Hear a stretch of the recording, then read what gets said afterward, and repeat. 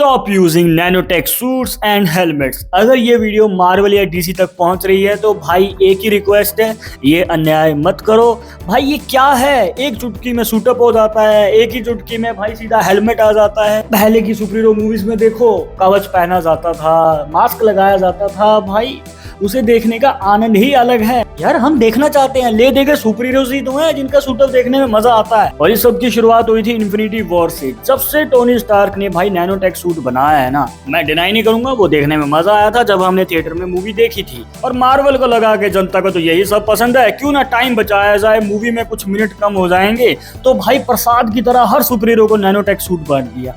क्यों भाई? और सबसे ज्यादा तो ये टोनी स्टार्क का चेला ही बिगड़ गया है। उसका सूट ऐसा होना चाहिए था कि एक बार बनाया तो दूसरे बार बनाने के पैसे नहीं है, उसे ही बार बार लॉन्ड्री में धोने के लिए लेके जा रहा है। पर नहीं, इसको तो पहली ही मूवी में ऐसा सूट दे दिया था कि एक बार टैप किया और पूरा का पूरा सूट फिट।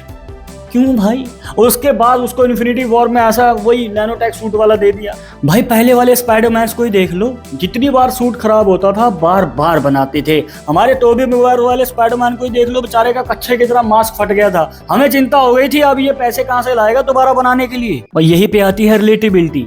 भाई सूट को बनाने में कितना पैसा लगेगा, कितना उसको स्ट्रगल करना पड़ेगा, ऊपर से वो प्रोसेस देखने में मजा आता था कि पहले पेन से ड्रॉ किया जा रहा है सूट को और जब उसे एग्जीक्यूट किया जाएगा तो वो देखने में कैसा लगेगा। पर अब तो ये सब खत्म ही कर दिया है, ये प्रोसेस गया भाड़ में। भाई स्टीव रॉजर्स का भी एंड गेम तक ऐसा सूट था जिसे खुद से पहनना पड़ता है, हेलमेट लगाना पड़ता है। और ये कल का आया हुआ सैम विल्सन, इसे बैठे बैठाए सब कुछ चाहिए, अलग नखरे हैं इसके। भाई ऐसा सूट चाहिए जिसका हेलमेट खुद चढ़ जाए खुद ही उतर जाए। क्या है ये? चलो एक बार के लिए थॉर या फिर लोकी का समझ आता है कि भाई वो एडवांस दुनिया से हैं, वो खुद गॉड भी हैं, तो उनका सूट नैनोटेक तो नहीं पर ऑटोमेटिकली चढ़ने या उतरने वाला है। पर ये एंटमैन को भी ऑटोमेटिक सूट दे रखा है, ये ब्लैक पैंथर को भी, चलो ये सुपर हीरोज हैं, ये डोरा मिलाजे वालों को भी दे दिया भाई नैनोटेक सूट। याद करो वो दिन जब सूट फटा करता था, डैमेज हुआ करता था, गोली लगने से बुलेट होल नजर आते थे, उसके बारे में बातें तक की जाती थी भाई।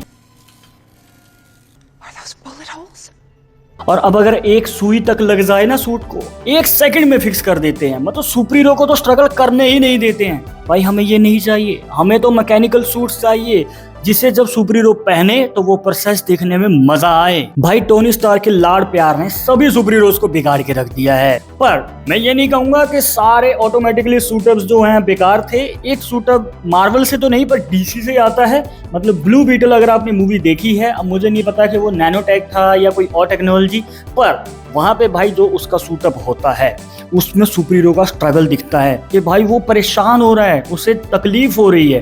पर जब वो सूटअप होता है वो खतरनाक था। आई नो मैं कुछ ज्यादा बोल गया हूँ, पर भाई मुझे ये बोलना था। नैनोटेक देख देख के मेरा दिमाग खराब हो गया है, मुझे नहीं देखना है ये। और अगर बात करें मैकेनिकल सूटअप्स की, और सबसे जबरदस्त और मेरा फेवरेट निकल के आता है आयरन मैन 2 से, जहाँ पे टोनी स्टार्क ने ब्रीफकेस को खोला था और कवच को पहना था।